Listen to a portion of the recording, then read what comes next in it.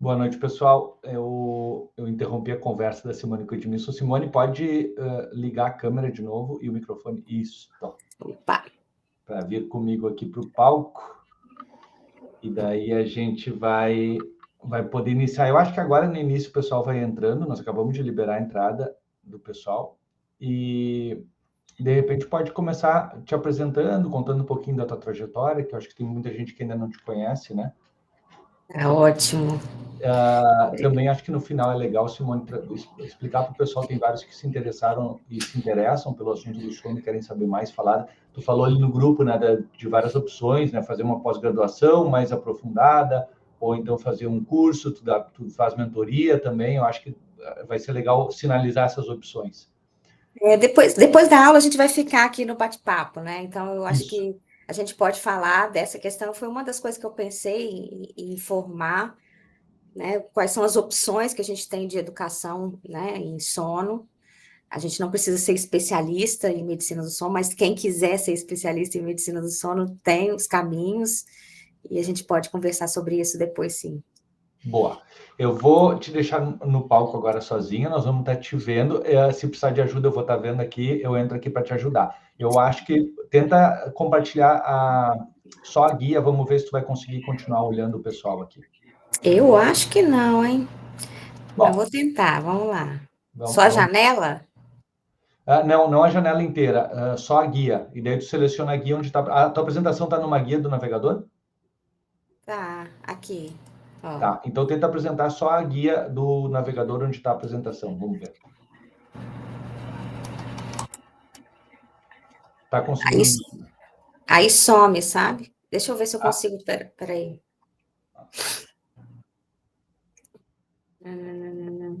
agora tu está vendo só a tua apresentação? Para nós tá ótimo aqui.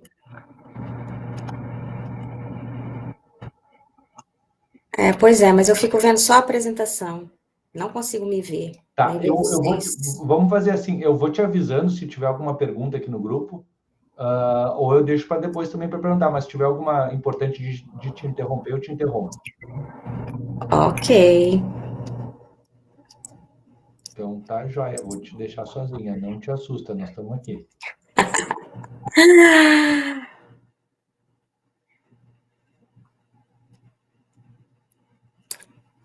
Bom, vocês estão vendo minha tela inteira?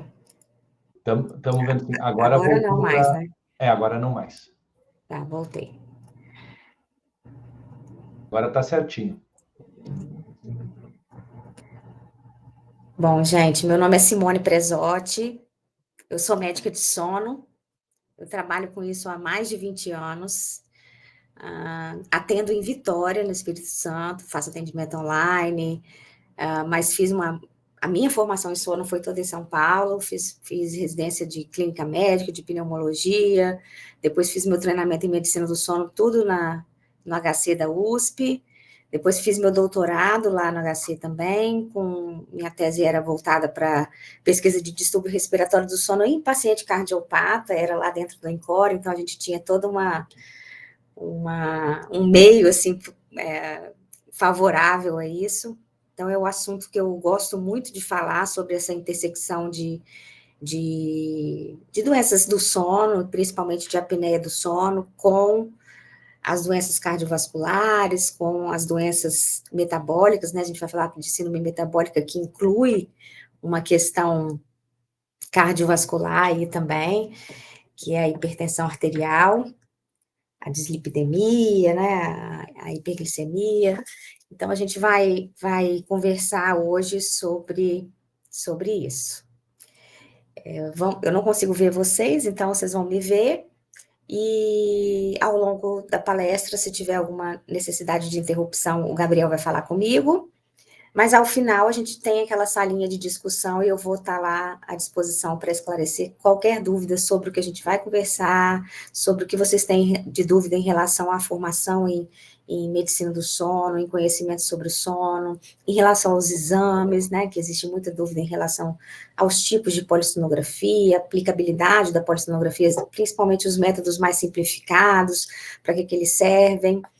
E então hoje eu trouxe esse assunto dos distúrbios do sono relacionados à síndrome metabólica, porque, na verdade, se tratam de duas entidades clínicas que são extremamente frequentes, e os meus primeiros slides vão acabar falando sobre isso, sobre a frequência dessas duas questões.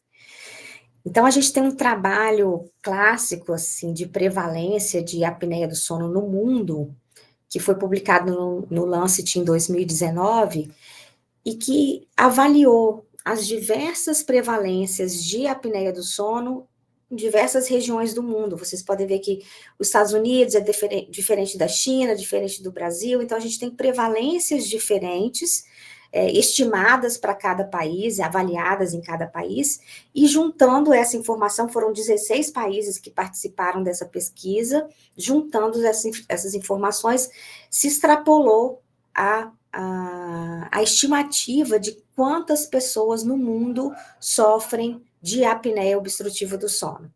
E se encontrou esse dado, que na população geral, de 30 a 69 anos de idade, quase 1 bilhão de pessoas têm apneia do sono.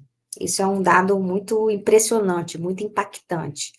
E a gente tem um estudo nacional, que é um Epissono, que é um estudo epidemiológico que corre na cidade de São Paulo já há década, e nesse estudo a gente viu que a prevalência de apneia do sono na população geral é de cerca de 1/3 da população, 33%, considerando o índice de apneia maior do que 5.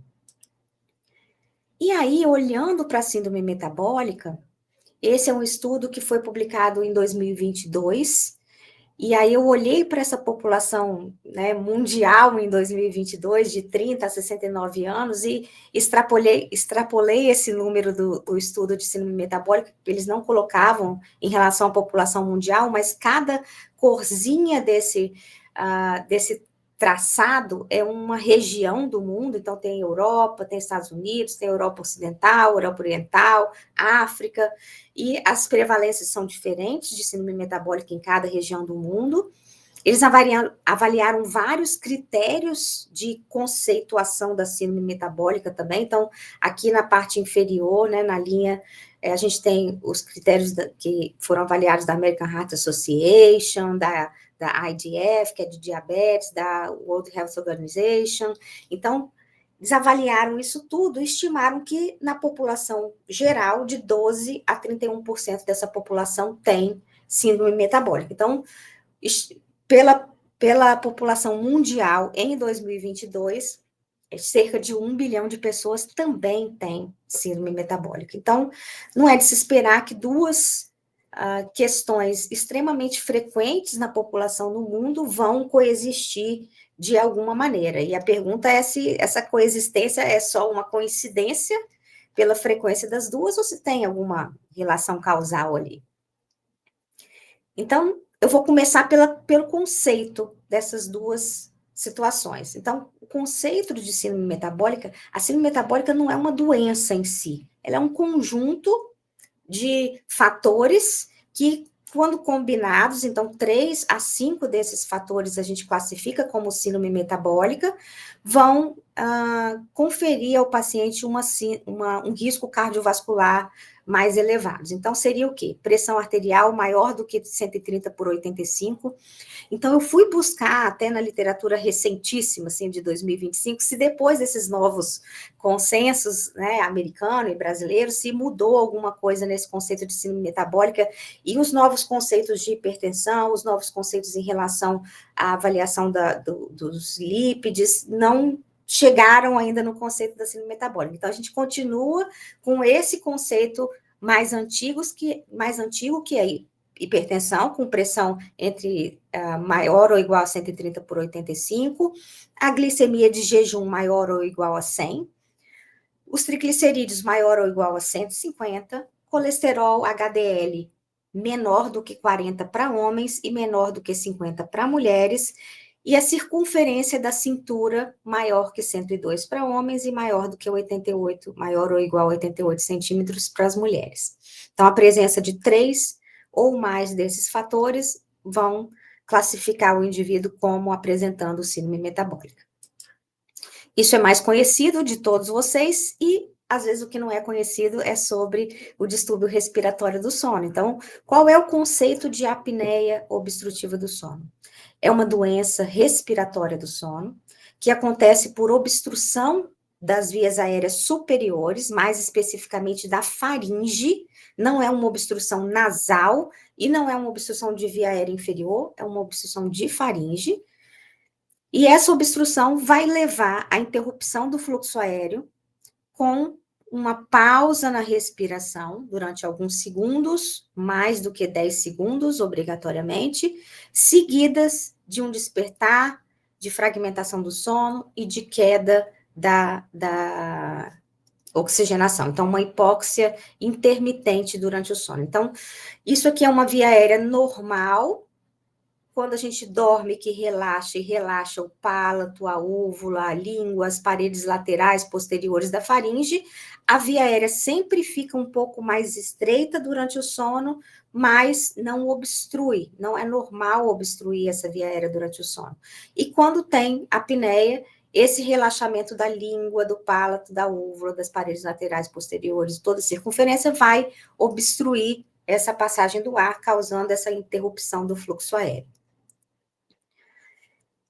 E é assim que aparece para a gente, como médico de sono, como quem está avaliando um exame de sono, uma apneia obstrutiva do sono. Esse aqui é um traçado de 2 minutos de uma polissonografia do tipo 3, que é uma polissonografia que vai avaliar parâmetros cardiorrespiratórios, então avalia fluxo aéreo, avalia esforço respiratório, posição do corpo, oximetria, frequência cardíaca e ronco. Então, nesse paciente aqui, o fluxo aéreo nessa primeira linha, a gente vai vendo a respiração subindo e descendo, de repente ela para durante alguns segundos, né? Essa segunda aqui tem até a marcação, foram 57 segundos sem respirar. Então, a pessoa para de respirar durante alguns segundos, tem que ser mais do que 10 segundos para a gente considerar uma apneia. Nisso, essa pessoa estava numa posição de decúbito dorsal. No esforço respiratório, que é o esforço tóraco-abdominal, ele mantém o esforço, então é uma apneia obstrutiva, não é uma apneia central. E aqui nesse traçado azul, a gente vê a dessaturação que chegar nesse paciente até 67%.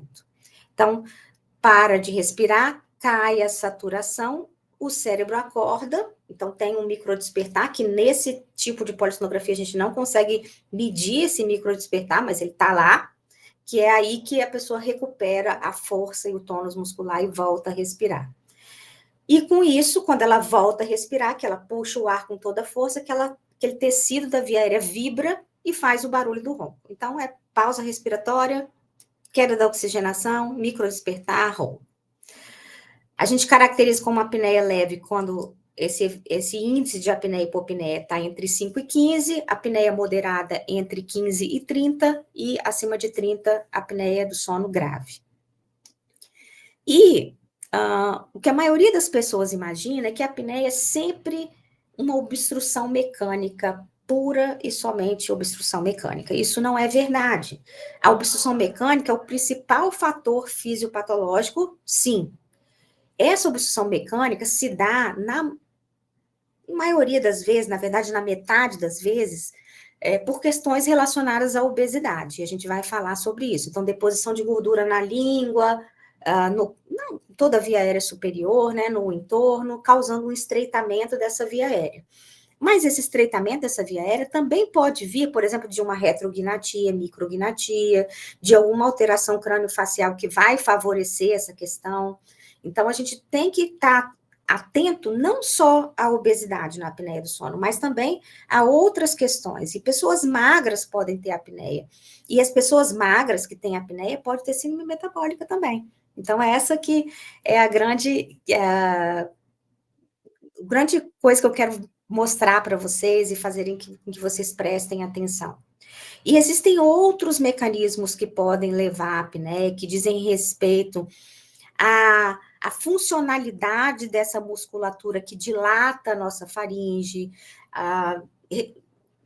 coisas que dizem respeito ao controle central da nossa respiração, do loop gain, da sensibilidade dos quimiorreceptores, questões relacionadas à nossa habilidade de despertar ou não despertar, o limiar de despertar é importante, e com isso a apneia ela vai apresentando vários endótipos, que são essas características que eu acabei de citar, que se traduzem com fenótipos, como a apneia vai se apresentar nas diferentes pessoas, né? Então, a gente não vai ver a apneia só em obeso. E, linkando essas duas questões, a gente tem a dúvida se a apneia do sono pode ser um fator independente de risco para síndrome metabólica. E esse estudo que juntou dados do Epsono, que é essa corte do Brasil, esse estudo epidemiológico brasileiro, com o Hipnolaus, que é um estudo semelhante suíço, e eles avaliaram pessoas longitudinalmente ao longo de 6 anos. Então, pegaram pessoas com apneia e sem apneia. No início, ninguém tinha síndrome metabólica, acompanharam essas pessoas durante 6 anos. O que eles encontraram? Que o grupo que tinha apneia do sono teve o desenvolvimento de síndrome metabólica em 2,5 mais vezes do que o grupo que não tinha apneia do sono no início da avaliação. Então, é uma avaliação que aponta nesse sentido, de que a apneia sim pode levar à síndrome metabólica. E independente de fatores relacionados ao peso, tá? A obesidade. E será que a síndrome metabólica se relaciona da mesma maneira com a apneia do sono? Então, a gente vê que 60% a 70% das pessoas com síndrome metabólica. Então, esse pessoal todo que está no consultório de vocês, com a síndrome metabólica, que vocês veem isso todo dia, eu tenho certeza, 60% a 70% deles têm apneia do sono. As pessoas que têm síndrome metabólica têm de 6 a 9 vezes mais probabilidade de ter apneia, de estar presente também entre os pacientes com apneia do sono do que na população geral. Então, inegavelmente, são doenças que coexistem. A apneia, sim, pode levar ao aparecimento de síndrome metabólica ao longo do tempo, se ela não for tratada, mesmo em indivíduos magros. E a apneia está lá dentro do consultório de vocês, nesses 70% de pessoas que têm síndrome metabólica e apneia do sono. E aí, agora, nesses tempos de agonista do GLP-1, a gente tem que pensar melhor ainda nesse assunto, porque será que a apneia é só um epifenômeno da obesidade, síndrome metabólica, ou se a apneia pode potencializar essa desregulação metabólica nessas condições? E qual seria a melhor estratégia para a gente tratar esse paciente? Então, quando eu dei a aula no congresso do LifeUp, veio uma pergunta depois na salinha que a gente ficou discutindo. Então eu vou esperar e vou tratar só a obesidade e não preciso mais tratar a apneia? Com o CPAP, por exemplo? Então, essa é a pergunta de $1 milhão que a gente vai resolver hoje. Então, a estratégia para perda de peso, incluindo dieta, exercício, medicamento, cirurgia bariátrica, vai resolver as duas coisas? Ou apenas o tratamento da apneia com pressão positiva, com CPAP, vai resolver? Ou terapia combinada seria a melhor opção? Então, eu vou convidar vocês a pensar um pouquinho sobre isso. E por quê? Porque o que aponta a literatura? Que mais do que comorbidades, elas convivem ali num ciclo vicioso, numa encruzilhada metabólica que se retroalimenta em todos os sentidos, e a gente vai conversar sobre isso. E essa conexão, ela deve estar passando desapercebida na maioria dos consultórios por aí.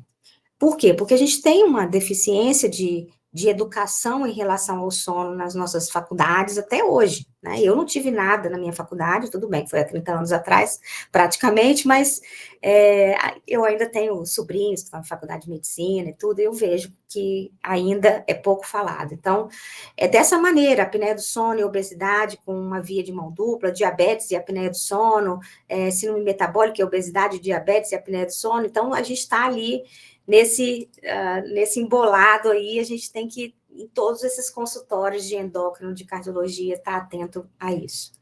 E como é que se explica essa correlação? Então, a base disso é a hipóxia intermitente. Então, eu mostrei para você esse gráfico aqui, é do mesmo paciente lá do início, da polissonografia do tipo 3, essa desaturação que acontece, aí o paciente volta a respirar, a saturação sobe, ele para de respirar, de novo a saturação desce. Então, isso aqui são 2 minutos na tirinha de cima, e na tirinha de baixo, a gente tem uma noite inteira, é o mesmo paciente, e vocês vejam que a saturação de 100 está aqui em cima, 90 está aqui, 70 está aqui embaixo, e como esse paciente desatura, e essa característica de gráfico de oximetria, com esse traçado todo, né, cheio de tracinhos para baixo, assim, é que é típico da apneia. Esse pedacinho aqui, ó, que eu estou com o cursor, é um momento que ele não estava tendo apneia. Possivelmente, ou ele acordou, ou ele estava em outra posição, ou em outra fase do sono, ele estava tendo pouca apneia aqui. Então, esse aqui é um traçado que a gente espera como normal. E aí, aqui é um traçado de apneia, aqui, né, em outros momentos aqui desse gráfico. E como é que a apneia, então, vai agravar a síndrome metabólica? Então, existe uma via de mão dupla entre obesidade e apneia. A obesidade causando a apneia por deposição de gordura, principalmente na via aérea superior e em outras coisas, mas a apneia do sono, através da hipóxia intermitente e do sono fragmentado, vai levar tanto a inflamação do tecido adiposo, que também acontece por causa da obesidade, essa inflamação do tecido adiposo, quanto a estresse oxidativo, disfunção endotelial, ativação simpática, ativação do eixo hipotálamo adrenal hipofisário, alterações do perfil metabólico, alterações da microbiota intestinal, e tudo isso com repercussões no fígado, com dislipidemia, com liberação de ácidos graxos, com alteração da resistência à insulina, com gliconeogênese, com glicólise, e a hipertensão por ativação do eixo simpático, disfunção endotelial, por exemplo, estresse oxidativo, tudo isso agindo no vaso e causando a síndrome metabólica. Então, a gente vai ter a apneia através do mecanismo da hipóxia intermitente e da fragmentação do sono, levando a todas essas alterações fisiopatológicas que vão culminar em dislipidemia, em resistência à insulina, hipertensão arterial, fazendo aparecer os sintomas de síndrome metabólica. E aí, eu vou responder nessa aula mais para frente um pouquinho se o CPAP vai resolver essa situação ou não. Em relação à obesidade, que pode estar presente ali no síndrome metabólica, né? Quando a gente vê aquela circunferência abdominal aumentada, mas existe síndrome metabólica sem obesidade também, e aí, mas a apneia do sono pode causar obesidade. E causa através de quê?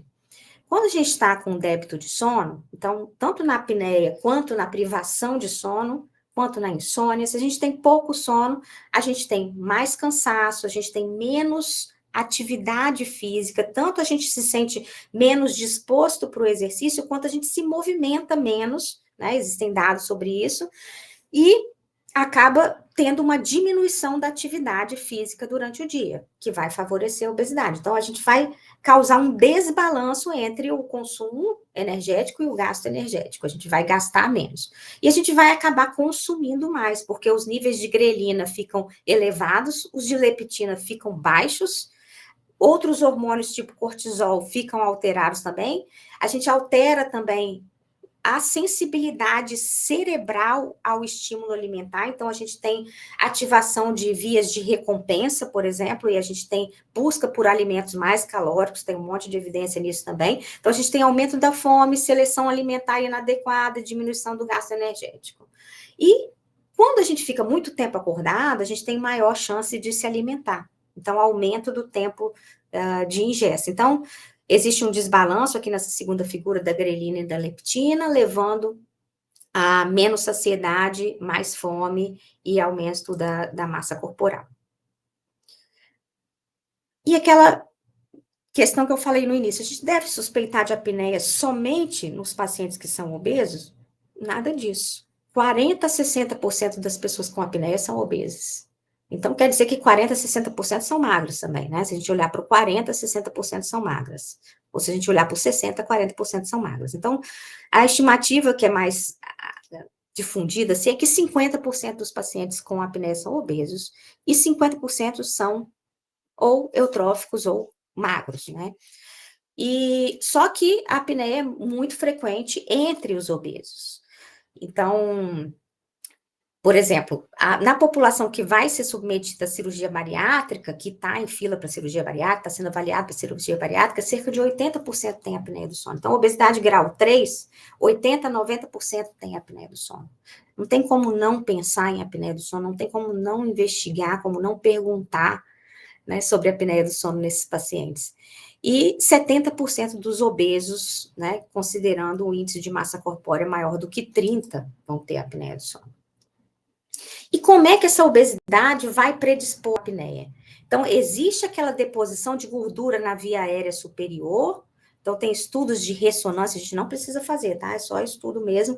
Ressonância de língua, a gente vê que a deposição de gordura na língua é maior, que essa língua é mais volumosa nos pacientes que têm apneia. Então, existe a deposição de gordura nessa via aérea superior.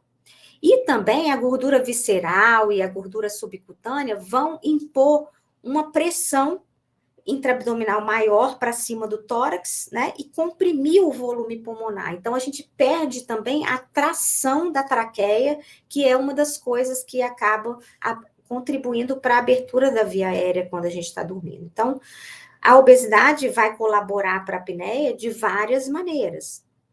E esse gráfico aqui é muito, né, rico, ele é muito confuso, parece, mas ele explica toda essa relação, toda essa fisiopatologia, e eu vou tentar mostrar para vocês aqui por partes.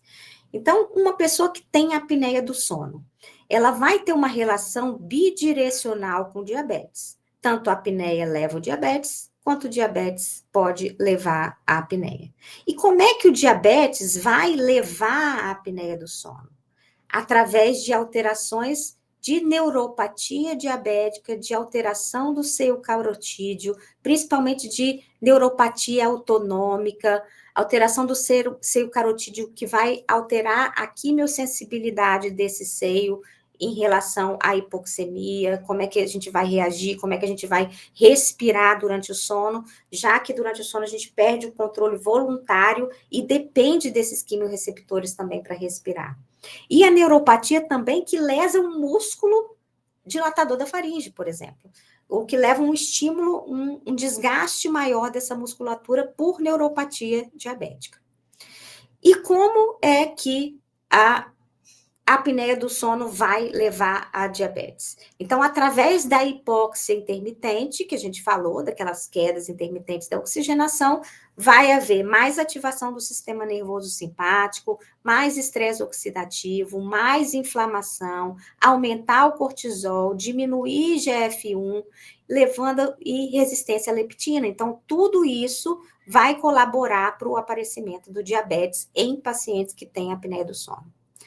Em relação à obesidade, como é que a apneia leva à obesidade? Através da fragmentação do sono, através do aumento da grelina, através da alteração da sensibilidade à leptina ou da diminuição da leptina e através do tempo diminuído de sono, levando a menos movimento, e através daquilo que eu falei com vocês sobre a sensibilidade ao estímulo, a sensibilidade da amígdala, por exemplo, ao estímulo alimentar, então fazendo com que a gente busque mais alimento. E a obesidade vai levar à apneia do sono pela deposição de gordura na faringe, pela gordura abdominal comprimindo o pulmão, e de uma maneira indireta, através de outros mecanismos. E em relação à hipertensão, olha só, é o único fator da síndrome metabólica onde a apneia tem um efeito unidirecional. A hipertensão arterial não vai levar à apneia do sono. É a apneia que leva à hipertensão. E a apneia do sono está no consenso americano, que saiu em agosto desse ano, como a principal causa de hipertensão secundária a ser investigada. Não é hiperaldosteronismo, não é estenose de artéria renal, é apneia do sono. Então, a gente deve investigar a apneia do sono. Então, através de quê? Aumento do sistema nervoso simpático, aumento da estimulação do sistema renina, angiotensina, aldosterona, aumento da diminuição da pressão intratorácica, então aumenta a pós-carga, aumento do estresse oxidativo e relacionado à microbiota intestinal. E aqui nesse slide também vai aparecer como os medicamentos podem agir bloqueando essas relações e cuidando e tratando dessas relações. Falando de tudo isso, aquela pergunta sobre estratégia terapêutica. A gente vai usar CPAP ou vai perder peso? Ou a gente vai fazer as duas coisas ao mesmo tempo? O que seria mais adequado fazer?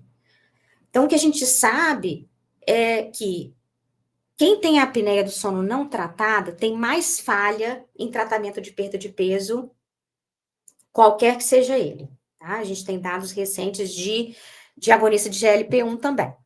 Mas, baseado em estudos mais antigos, vai ter mais falha de perda de peso, vai ter menor perda de peso, vai ter mais reganho de gordura. Quando perde peso, perde mais músculo do que gordura, quando a gente tem um sono insuficiente ou uma apneia do sono não tratada. Se a gente considerar só usar a apneia num paciente só usar a CPAP, tratar a apneia num paciente com síndrome metabólica, a gente pode até reverter essa síndrome metabólica, mas isso não vai acontecer com uma frequência tão grande. Então, esse é um estudo nacional que foi feito pelo grupo do INCOR, que avaliou se o tratamento com CPAP seria capaz de reverter a síndrome metabólica. Então, pegou pacientes com síndrome metabólica e apneia, e ofereceu tratamento só com CPAP versus placebo. E o placebo, eles usaram um dilatadorzinho nasal daquele de farmácia, que a gente cola aqui. Então, 18% dos pacientes que receberam CPAP tiveram a reversão da síndrome metabólica. Então, isso quer dizer o quê? Que 78%, 72% não teve reversão da síndrome metabólica. Então, a gente não pode cuidar da síndrome metabólica com CPAP somente. A gente tem que acrescentar outras coisas. E nesse ano de 2025, a gente tem todo esse boom, toda essa revolução farmacológica, e há tanto tempo que se pesquisa uma droga que vá tratar a apneia do sono, e a primeira publicação que veio e que saiu na mídia, e que um monte de gente ficou sabendo, e que os pacientes chegavam, mesmo os magrinhos, querendo tomar tirzepatida no consultório, mas é um trabalho que foi publicado no New England Journal of Medicine o ano passado, em 2024, e que avaliou pacientes obesos. Então, em média, eles tinham 115 quilos, esses pacientes, e eles dividiram em duas intervenções. Todos os dois grupos tomaram tirzepatida igual, só que um grupo usou CPAP e o outro grupo não usou CPAP. Então, a perda de peso foi grande, em torno de 17% do peso, como é de se esperar para tirzepatida mesmo. E o que esse grupo viu? Que 50% dos pacientes que usaram CPAP e trataram com tirzepatida tiveram a sua apneia do sono revertida. Não precisava mais usar CPAP depois, não precisava mais tratar CPAP depois, usando tirzepatida durante 52 meses. Então, 1 ano e meio de tratamento. E 42%, um pouco menos de percentual, de pacientes que usaram a tirzepatida e não usaram o CPAP, tiveram a reversão da apneia. Aí, considerando 61% de pacientes que não tinham CPAP, contra 72% dos pacientes que usaram CPAP, melhoraram o índice de apneia em até 50%. Então, se o cara tem 30 apneias por hora e diminuiu para 15, isso é considerado 50% melhora do índice de apneia, que aconteceu com 72%. Então, eles consideraram falar, né, publicamente, que 80% diminuiu a quantidade de apneias à metade. Então, 50% curou a apneia e 80% diminuiu a quantidade de apneias à metade. Então, isso foi uma revolução, assim, para a gente tem que tratar já tinha que tratar a apneia e junto à obesidade, mas agora ficou um pouquinho menos difícil, né? A gente tinha dados de cirurgia bariátrica, quando era intervenção com estilo de vida, dieta e exercício, também melhora, então 10% de perda de peso com dieta e exercício também tem uma repercussão metabólica, uma repercussão no índice de apneia muito positivo, mas para cura de apneia em 50% dos casos, a primeira vez que a gente consegue é com a tisepatida. E aí tem uma revisão agora de agosto desse ano, que fez uma revisão sistemática das meta-análises que usaram tisepatida e usaram também... ai, meu Deus, me fugiu o nome agora. Do Wegovy. Para tratar a apneia do sono e obesidade, e todos eles tiveram uma melhora significativa do índice de apneia e da perda de peso, como era esperado. Então, o desafio do tratamento farmacológico é aquilo que todo mundo já conhece. A eficácia não é, essa palavra não é a melhor, limitada, né? Mas não é 100% de resolução da apneia, então a gente, não é que o cara emagreceu 17% do peso dele, que ele vai obrigatoriamente resolver a apneia do sono, e todas as suas consequências vasculares, principalmente, né? Porque as metabólicas a gente pode até assumir que vão melhorar. A adesão e a tolerabilidade não é também das melhores, então eventos adversos acontecem e cerca de 26% das pessoas abandonam o tratamento por causa de eventos adversos, isso é o que está na literatura. Existe uma heterogeneidade de resposta, o custo e o acesso ainda é elevado, né, na nossa realidade nacional, considerando a maioria da população que não tem acesso, e o uso crônico é necessário, porque a suspensão do medicamento provavelmente vai levar a um reganho de peso, mesmo que parcial, e pode levar ao reaparecimento da apneia também. A perda de peso é um fator modificável muito forte, então a gente deve buscar isso. Então, aquilo que eu falei com você, 10% de peso corporal vai reduzir o índice de apneia em até 26%, é os dados que a gente tem na literatura. E a cirurgia bariátrica, apesar de grande perda de peso também, ela não resolveu, não reverteu a apneia em 100% das pessoas. Então, quando a gente está com um paciente tratando obesidade, por qualquer modalidade de tratamento, a gente não pode simplesmente abandonar o tratamento da apneia dele quando a gente atinge o peso ideal, o peso esperado, o peso que a gente estava programando. A gente tem que reavaliar esse paciente novamente. E o CPAP continua sendo o padrão ouro de tratamento para apneia. Então, o tratamento da obesidade tem que estar em conjunto ali, então os médicos de sono também têm que estar atentos a isso e tratar as obesidades, encaminhar para tratamento, se a gente não se sentir capaz de fazer, porque a gente tem melhorado a qualidade de vida, melhorar os padrões, principalmente vasculares, de reatividade vascular, relacionados ao tratamento com CPAP. E o presente e o futuro após esse tratamento combinado, né? Não é um tratamento isolado com CPAP, porque a gente não vai conseguir com CPAP também reverter a síndrome metabólica. Então, quando a gente pensa em CPAP, em apneia do sono junto com obesidade, ou apneia do sono junto com síndrome metabólica, a gente tem que visar tratar as duas coisas ao mesmo tempo. E eu queria trazer para vocês, aqui já perto do final, trazer o que vocês podem fazer enquanto especialistas, não especialistas em sono, ou generalistas mesmo, como é que a gente vai agir dentro dos nossos consultórios. Então, as pessoas que são endocrinologistas, por exemplo, elas devem rastrear a apneia do sono sempre que elas observarem um paciente com diabetes tipo 2, com obesidade, ou com outras endocrinopatias de alto risco, como hipotireoidismo, acromegalia e com síndrome metabólica. Como é que a gente faz isso? A gente precisa perguntar. Primeira coisa que a gente tem para fazer é perguntar. Como é que é o sono? Ronca? Alguém já viu parando de respirar durante o sono? Se sente cansado, fadigado durante o dia? A gente não pode ignorar a sensação de fadiga, de cansaço, de sonolência dessas pessoas e imaginar que está vindo de outro, né? Só da menopausa, por exemplo. A gente tem que avaliar essa questão do sono. E ali dentro do LifeUp, a gente tem instrumentos que avaliam. A gente tem tanto o índice de gravidade de insônia, que está ali como um questionário, o questionário Stop Bang, que é para avaliar risco de apneia. A gente tem como medida no exame físico, que é solicitado ali pelo LifeApp, a medida da circunferência do pescoço, que se correlaciona mais com o risco de apneia e de síndrome metabólica do que o IMC.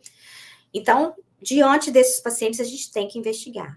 Os cardiologistas, quando? Quando tiver hipertensão de difícil controle, isso está no guideline americano. O brasileiro não saiu nada disso, fiquei chateada.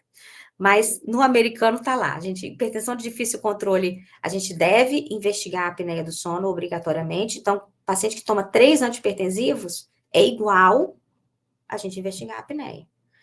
Paciente que não cai a pressão durante o sono, então a gente fez um mapa. Não existe descenso noturno. Tem que investigar a apneia. Fibrilação atrial, todo mundo investigar a apneia. Depois de ablação, se a gente tem uma apneia do sono grave não tratada, 80% dos pacientes vão ter recorrência de fibrilação atrial. E paciente com hipertrofia ventricular esquerda, insuficiência cardíaca congestiva grave, porque pode ter respiração de Chine-Stokes, que é um marcador de mortalidade, né? E a gente tem coisas para fazer sobre isso. E a todos, né, lembrar que a obesidade por si só, ela não é o único fator de risco para apneia, e a gente tem que olhar para os magrinhos, porque eles podem ter apneia por causa de outros fatores, então, por causa de outros endótipos e outros fenótipos.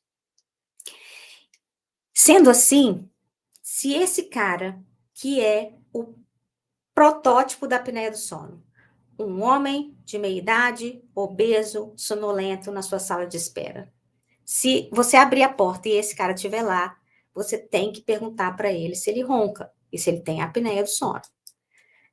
Porque às vezes ele já sabe até e nem trata. Mas aquele é o óbvio. A gente tem que lembrar de perguntar para outras pessoas também. Então, quando a gente não é médico especialista em sono, quando esse paciente não buscou a gente por causa desse ronco, por causa dessa apneia, a gente tem que olhar características físicas. Então, uma criança que é respiradora bucal, uma pessoa que tem uma retrognatia, uma micrognatia, uma senhora muito idosa que queixa de insônia e de fadiga durante o dia, uma mulher grávida que está roncando muito, uma mulher que está entrando na menopausa, uma pessoa com com trissomia do 21, com síndrome de Down. Então, essas pessoas, e as pessoas que têm síndrome metabólica, que têm diabetes, que têm hipertensão, a gente tem que perguntar também sobre a apneia.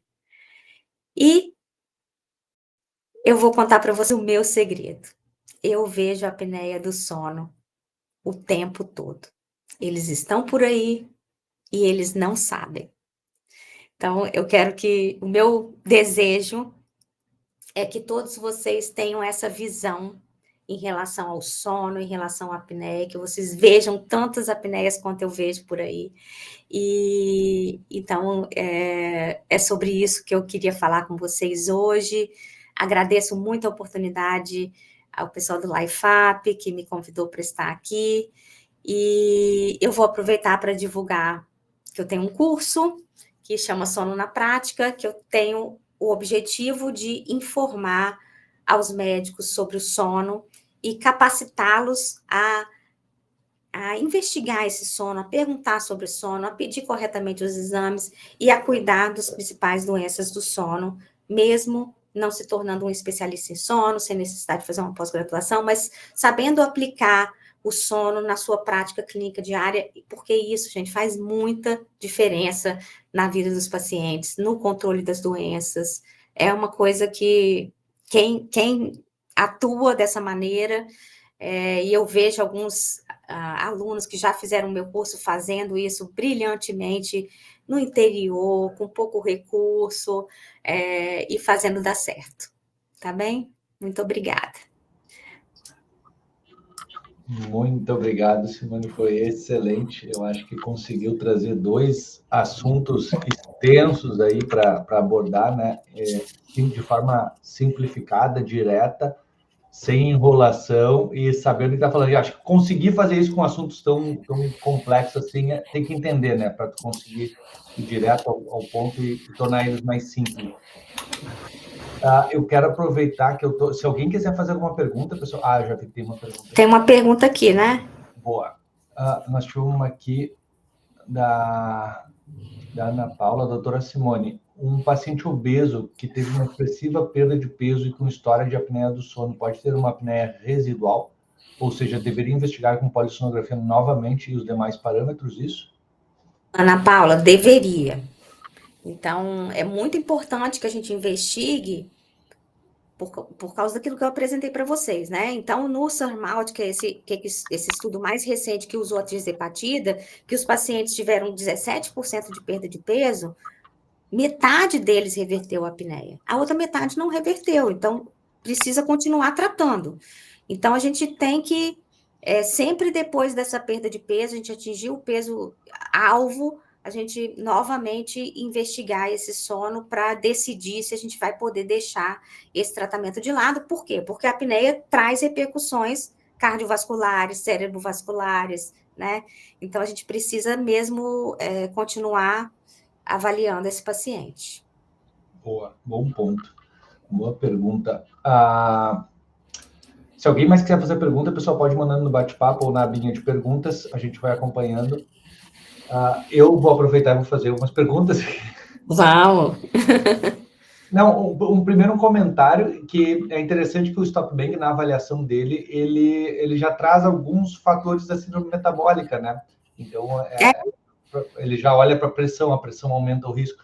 No Life Up, ele aparece em 3 perguntas no questionário do Stop Bang, mas a gente faz ele completo, porque os outros fatores a gente já pega automático, né? Porque já mediu que o Stop Bang usa, nós já sabemos o IMC dele, que o Stop Bang usa, o sexo, a gente já sabe. Então, o resto já vem automático. E ele traz isso, né? IMC, pressão arterial, a circunferência do pescoço, que também estão relacionados com a síndrome metabólica. Todos os questionários de avaliação de apneia, existem outros, né? Existe o Berlin, que talvez alguém possa conhecer aqui. Todos eles têm uma referência à hipertensão, principalmente, à obesidade. Então, tá lá, a síndrome metabólica tá sempre junto. Só reforça como isso anda junto mesmo, né? E eu queria aproveitar, já que a gente está usando o Stop Bang no dia a dia, né? Que bom que a gente está fazendo esse rastreio, né? Essa interpretação do Stop Bang, porque ele é um questionário que ele tem uma precisão muito boa, tal, mas às vezes ele não vai dar a resposta certa. A gente vai ter que fazer, ou então ele vai nos dar o caminho, a gente vai ter que investigar mais, né? Ou o paciente, por exemplo, se ele vai falar do ronco, às vezes ele mora sozinho e ele não sabe se ele ronca, não sabe se ele para de respirar. Isso. Então, a gente fica meio perdido nisso. Aí, o que a gente pode fazer? A gente pode usar aplicativos. Então, existe um que é gratuito, chama Snore Lab. Deixa eu colocar aqui na mensagem aqui para vocês saberem qual é. Snore Lab. Então, esse aplicativo consegue gravar o ronco da pessoa. Quando ele é gratuito, ele grava fragmentos desse ronco, não grava contínuo. Mas ele dá uma estimativa muito boa se a pessoa está roncando ou não. E ele classifica ronco leve, ronco épico. E a gente consegue acompanhar, por exemplo, a perda de peso. Eu fiz um Snore Lab antes e o cara emagreceu, faço o Snore Lab de novo e vejo o quanto que melhorou. Melhorou tudo, não melhorou tudo. Então, isso pode ajudar a gente nessas decisões em relação a fazer exame, não fazer exame. Vai entender. E para quem usa a polissonografia tipo 4, o Biologix, que é muito, muito difundido hoje no Brasil, o Biologix também tem lá dentro da plataforma deles uma monitorização de ronco, que também pode ser autorizada, mas ela não fica gratuita para quem não é assinante. Então, só quem tem um Biologix, o médico que tem um Biologix, que vai conseguir pedir. Legal. Esse paciente que eu peguei no consultório, e ele tá lá, deu risco de apneia moderado ou alto no Stop Bang, né? Eu quero saber dele, eu quero saber, assim, como é que eu faço com ele? Eu pergunto porque eu acho que é uma dúvida comum, e porque eu já tive, no início, eu mudei um pouco minha conduta. No início, a minha prática era muito assim, o paciente vem, eu fiz aquele mapa da saúde completo ali, um monte de fator, e um deles deu alto risco de apneia. Eu apontava para o paciente, olha, isso aqui é super importante, está influenciando na tua pressão, está influenciando na síndrome metabólica.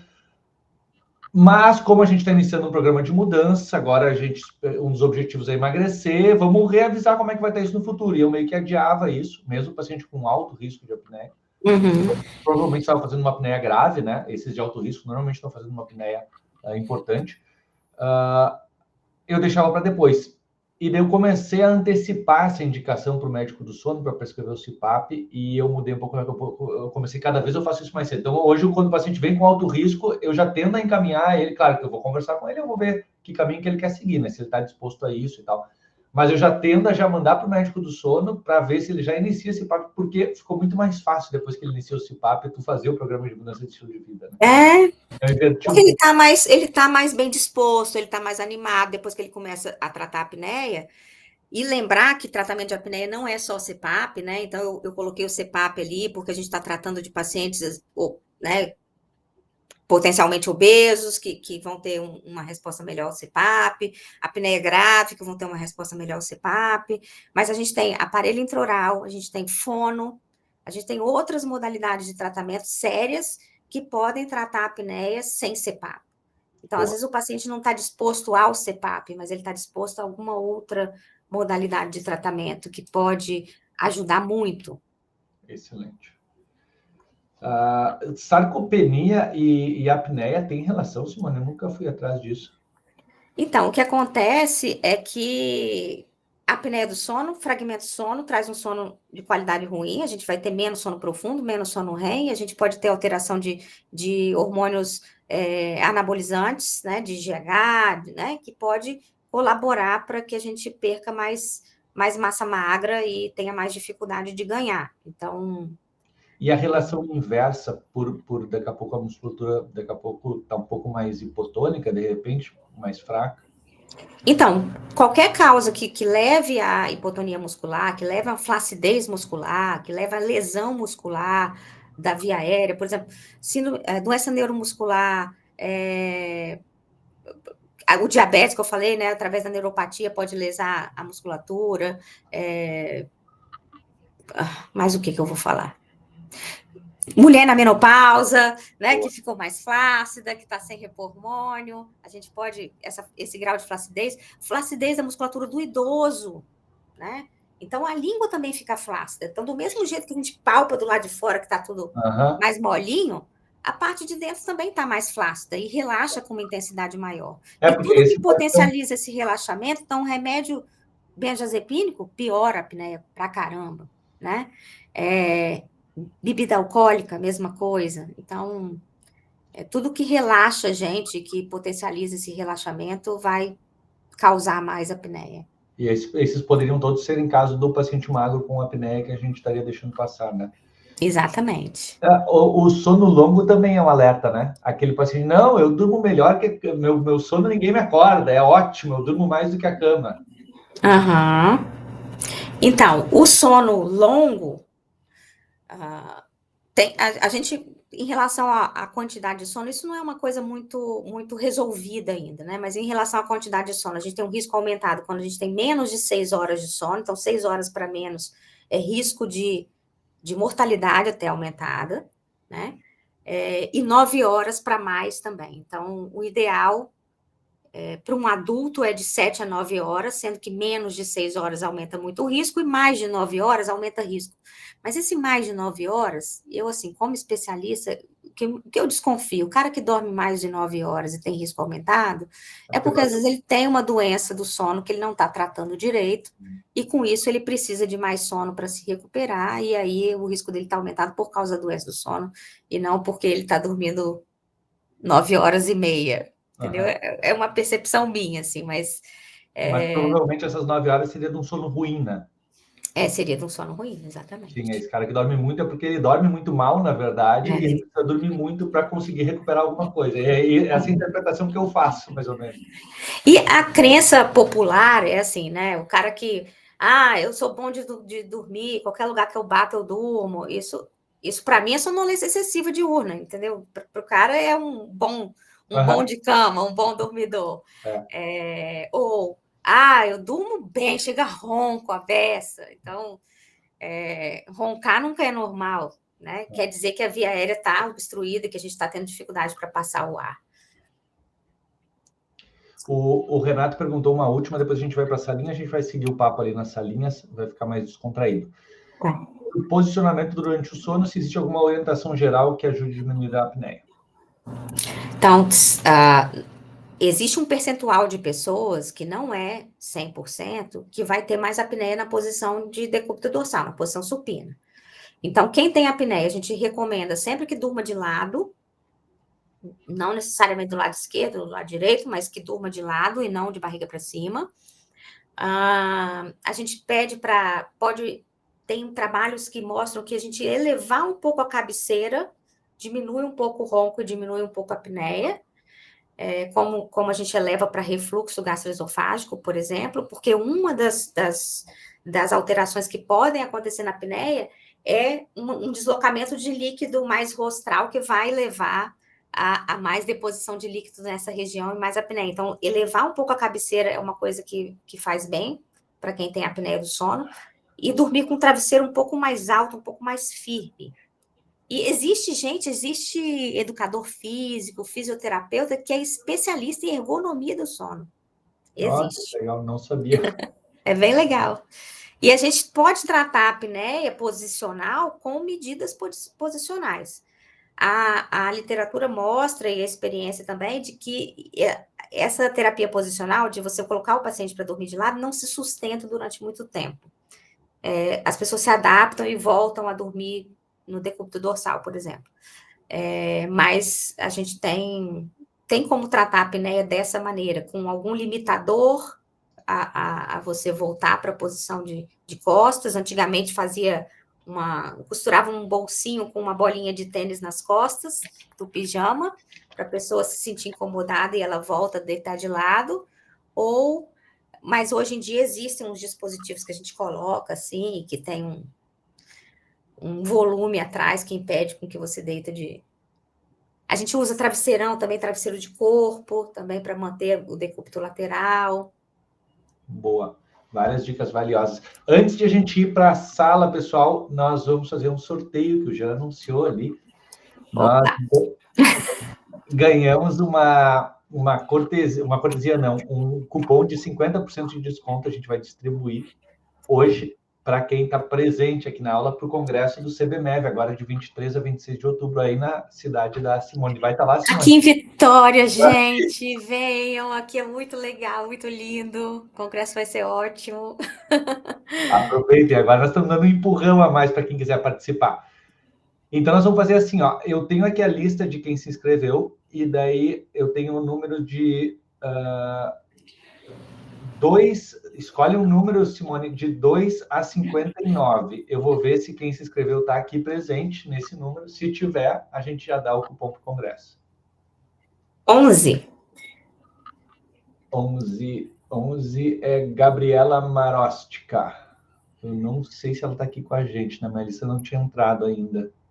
Gabriela, se estiver conosco, dá um oi para ganhar um cupom. Eu acho que não. Já vamos sorteando o próximo. Se ela aparecer, a gente volta atrás. Mais um, Simone. 2 a 59. 53. 53, Ana Paula. Ela estava com a gente. Ana Paula fez pergunta até. Cadê você, Ana Paula? Eu acho que já merece, né? Ela ficou até o fim. Qualquer coisa eu chamo ela. Tá aqui, boa! Ai. Ana, nós vamos te mandar o cupom no privado. Ah, não, vai estar viajando. Puxa, a vida não vai no congresso. Então nós temos mais um para distribuir. Vamos Fala lá. com ela para escolher. Para Ana Paula escolher. Bota um número entre 2 a 59, Ana. Botem no chat. (17) Igor Figueiredo está conosco? Não sei se o Igor está. Eu acho que o Igor não está. Mais um, Ana. Pode mandar mais um. Se o Igor aparecer, tem tempo ainda. 50. 50 é o Renato. O Renato já vai estar com a gente no stand. Então, ele já vai ter a inscrição dele. Mais uma chance. 35. 35. Mariana Hofmeister. Não sei se está conosco. Vamos tentar mais um, senão amanhã eu falo no grupo para quem não estava presente, mas foi sorteado por Quem primeiro. quiser vir, né? Ó, Renato, tu não ganhou, Renato, não. Mais uma, na última, 42. Doutora Bruna Ortiz. Bruna, acho que não. O primeiro que tu falou, Simone, foi... lembra qual que foi? 11. Foi 11. Tá, então eu vou falar para a Gabriela, que foi a primeira sorteada. Entre os que querem... Quantos tem que querem aqui? Escrevam aí no chat. Vamos ver se dá.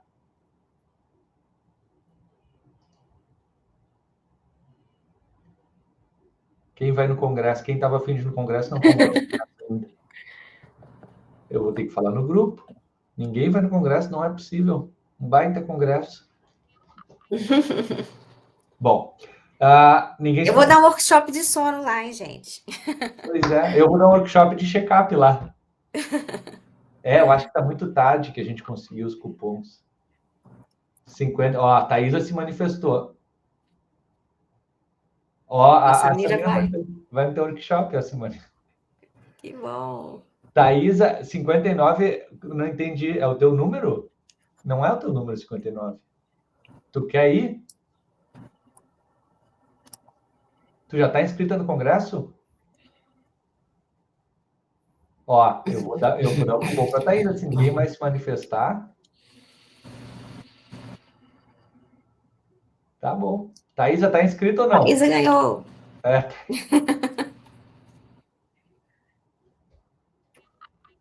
Tá, bom. Fechei com a Thaisa aqui. Se ela já tiver inscrita, depois a gente distribui no grupo ali.